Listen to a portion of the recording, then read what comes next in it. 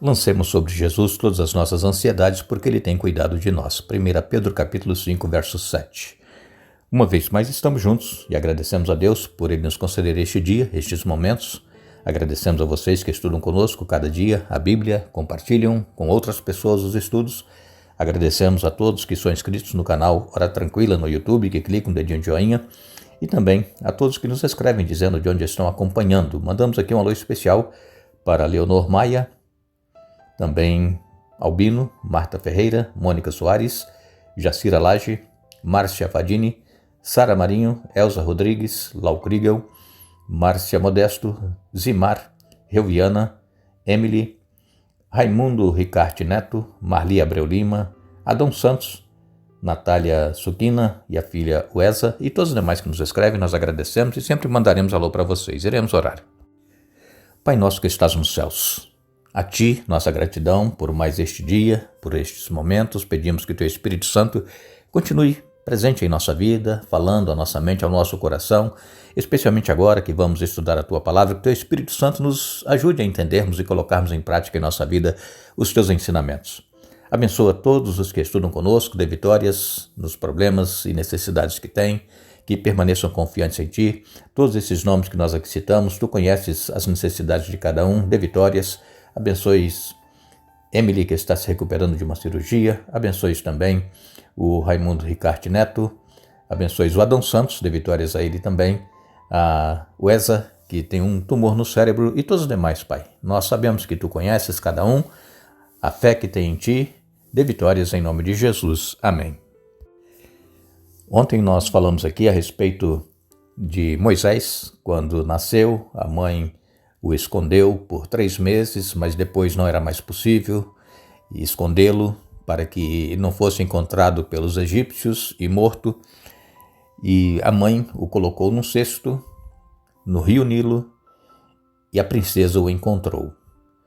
Miriam, irmã de Moisés, o acompanhava para ver o que iria acontecer com Moisés. E quando a princesa o encontrou, pediu que as servas pegassem um cesto que ela havia visto no rio e abriu o cesto. Ali estava Moisés, um lindo bebê, diz a Bíblia, e chorando.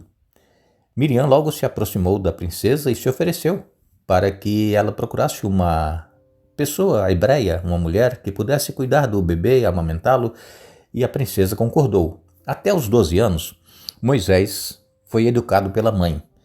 E a mãe de Moisés, Joquebede, não perdeu a oportunidade de, nesses primeiros anos, incutir na mente do filho o conhecimento sobre o Deus verdadeiro e o temor, a obediência que nós deveremos ter a Ele, o respeito. E isso nós deveremos também, irmãos, ter como exemplo para nós, pais que temos bebês. Enquanto nós o temos conosco em casa, nós temos que aproveitar cada momento para falar desse Deus que nós cremos e da necessidade que temos de ser fiéis a Deus em todas as situações. Por quê? Quando as crianças crescerem e forem para a escola e tiverem seus amiguinhos, aquele ensinamento que os pais colocaram na mente dos filhos em casa, todos os dias, estudando com eles histórias da Bíblia, falando do amor de Deus, o cuidado que Ele tem por cada um de nós, a criança não vai esquecer. E mesmo que seja provada, tentada, ela vai se lembrar dos ensinamentos que os pais lhe passaram. E assim aconteceu com Moisés. Ele ficou até os 40 anos, depois dos 12 até os 40, no palácio. E foi educado em toda a cultura egípcia, nas melhores escolas que haviam no Egito. Ele foi educado para ser um futuro faraó. Agora, nós às vezes, irmãos, não entendemos porque, se nós fomos escolhidos por Deus, se Deus tem um propósito para nós, por que nós passamos por dificuldades, por que nós passamos por provações, problemas? É para que Deus nos molde, para que Deus nos prepare, para que Deus trabalhe conosco, ajudando-nos a superarmos os problemas mediante o poder que Ele nos dá. E assim nós possamos cumprir o propósito que Deus tem para nós. E qual é o propósito que Deus tem para você? Qual é o propósito que Deus tem para mim? Nós precisamos saber qual é o propósito. Por exemplo, eu nasci no interior do Espírito Santo, uma vila bem pequenininha, e ali vivi os primeiros anos. Depois fomos para uma cidade um pouco maior e depois, na adolescência, para a capital do Espírito Santo, que é Vitória. E eu não sabia que Deus tinha um propósito para a minha vida de me levar para os Estados Unidos, para estar lá e, através do trabalho, levar pessoas ao conhecimento de Jesus e também à salvação, e ainda ser usado para falar através das redes para pessoas que estão espalhadas por várias partes do mundo. Um propósito, mas para isso nós temos que nos colocar nas mãos de Deus cada dia. Não quer dizer que nós não vamos ter problemas, não quer dizer que nós não vamos ter falhas em nossa vida. Temos falhas, temos problemas, mas nós temos que sempre nos colocar nas mãos de Deus, pedir perdão, nos arrepender de erros que nós cometemos e deixar Deus nos usar. Há um ditado que está sendo usado muito assim atualmente, e talvez você já ouviu, um ditado que diz o seguinte: só vive o propósito quem suporta o processo. Então, se nós não suportamos o processo, as provas, as lutas que nós enfrentamos, como é que nós vamos viver o propósito? E sabemos que Deus ele tem esse propósito para mim, para você. Vamos buscar em Deus a direção, a orientação, a força. Não vamos confiar em nós mesmos. Moisés, ele foi preparado para ser um faraó. E eu quero ler com vocês agora Êxodo capítulo 2, a partir do verso 11. Assim nos diz a palavra de Deus. Anos depois, já adulto, Moisés foi visitar seu povo e descobriu que eles eram forçados a realizar trabalhos pesados. Durante sua visita, viu um egípcio espancar um hebreu. Um homem de seu povo olhou por todos os lados e, não avistando ninguém por perto, matou o egípcio. Em seguida, escondeu o corpo na areia. No dia seguinte, quando Moisés saiu novamente para visitar seu povo, viu 2 hebreus brigando. Por que você está espancando o seu amigo? Perguntou Moisés ao que havia começado a briga. O homem respondeu: quem o nomeou nosso príncipe juiz? Vai me matar como matou o egípcio? Moisés teve medo e pensou: com certeza todos já sabem o que aconteceu. E de fato o faraó tomou conhecimento do que havia acontecido e tentou matar Moisés, mas ele fugiu e foi morar na terra de Midian. Quando chegou a Midian, estabeleceu-se junto a um poço. O sacerdote de Midian tinha 7 filhas que foram ao poço tirar água e encher os bebedouros para o rebanho de seu pai. Então, alguns pastores chegaram e as expulsaram de lá. Moisés, porém, defendeu as moças e tirou água para o rebanho delas. Quando as moças voltaram para seu pai, Reuel, ele lhes perguntou: por que voltaram tão cedo hoje? Elas responderam: um egípcio nos defendeu dos pastores, depois tirou água e deu de beber ao nosso rebanho. E onde está ele? Perguntou o pai. Por que o deixaram lá? Convidem-no para comer conosco. Moisés aceitou o convite e foi morar com Reuel. Depois de algum tempo, Reuel entregou sua filha Zípora em casamento a Moisés e mais tarde ela deu à luz a um menino a quem chamou de Gerson, pois disse: sou forasteiro em terra alheia. Depois de muitos anos, o rei do Egito morreu. Os israelitas, porém, continuavam a gemer sob o peso da escravidão. Clamaram por socorro e seu clamor subiu até Deus. Ele ouviu os gemidos e se lembrou da aliança que havia feito com Abraão, Isaque e Jacó. Olhou para os israelitas e percebeu sua necessidade. Aqui, a minha Bíblia que eu estou lendo é a Nova Versão Transformadora. Ela diz aqui que o nome deste homem, pai das moças, era Reuel. E as outras versões dizem que era Jetro. Então, Moisés, ele, com 40 anos, ali ele saiu para olhar o povo hebreu que estava trabalhando. E diz aqui que Moisés foi visitar o seu povo. Ele sabia que ele não era egípcio, ele era hebreu. Estava no sangue dele. E quando ele chegou lá, ele viu um egípcio espancando um hebreu, porque ele queria que o hebreu trabalhasse ainda mais do que estava trabalhando. E Moisés, ele não suportou ver esse espancamento do hebreu.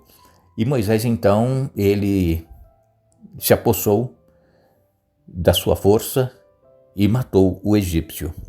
E aí escondeu esse corpo do egípcio na areia. Ele pensou que ninguém tinha visto. Mas no dia seguinte, Moisés voltou lá, no mesmo local onde as pessoas estavam trabalhando, os hebreus, e ele viu 2 hebreus brigando. E ele então quis intervir. E aí um dos 2 disse: olha, quem te colocou como príncipe sobre nós? Ou como juiz? Está pensando que você vai fazer conosco igual fez com um egípcio? Então Moisés pensou: bom, agora todo mundo já sabe que eu matei um egípcio e Faraó vai querer me pegar e eu vou ter que fugir. E assim aconteceu. Moisés ele fugiu e foi viver lá no deserto de Midian, que fica na Arábia. Lá, Moisés passou 40 anos cuidando dos rebanhos de seu sogro Jetro, porque Jetro deu a filha Zípora em casamento a Moisés, e então ali Moisés permaneceu 40 anos. Vejam, irmãos, o propósito de Deus. Moisés, ele suportou o processo. Ele foi preparado para ser um faraó, mas quando ele viu um de seus ancestrais, ou seus conterrâneos, o seu sangue hebreu sofrendo na mão do egípcio, ele não se aguentou, ele tirou a vida do egípcio. Moisés agiu certo? Não, claro que não. Mas Deus, irmãos, às vezes nós fazendo coisas erradas, ele usa para o bem, porque Deus tinha um propósito para Moisés. Moisés não sabia que ele seria o libertador do povo egípcio, lá da escravidão no Egito. Agora, no deserto, onde ele passou 40 anos, ali ele desaprendeu tudo aquilo que ele havia aprendido lá no Egito, nas melhores escolas e faculdades do Egito. Ele aprendeu agora a ver quem ele era, que não era nada, que não era ninguém. Ele era uma pessoa comum como outra qualquer. Assim também nós deveríamos ter em mente que precisamos nos formar, estudar, nos educar, ter conhecimento, ter cultura, mas não nos esquecer que perante Deus todos nós somos iguais. E Deus quer usar aquele que se coloca nas mãos dele, que reconhece que não tem capacidade nenhuma para fazer o que Deus quer. Mas quando nós nos colocamos nas mãos de Deus, ele então nos usa conforme a sua vontade.